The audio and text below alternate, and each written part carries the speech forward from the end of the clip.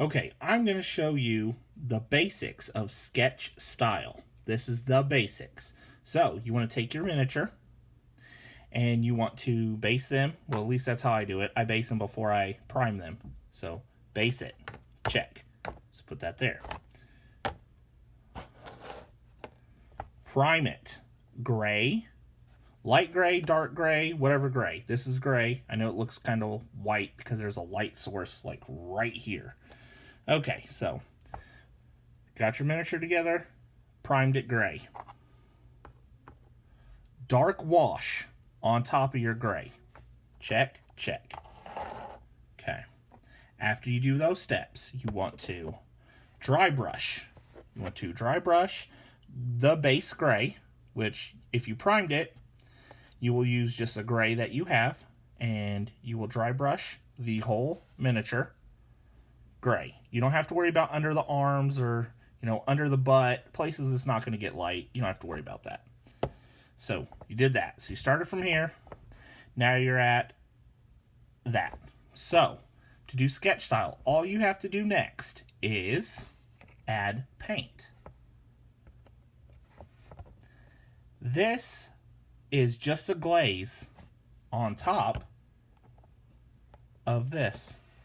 So I went ahead, completely monochromatic, white and black, the whole thing. Make sure it looks just like you want it, just minus the color.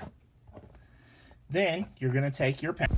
You're going to mix 3 parts water to 1 part paint.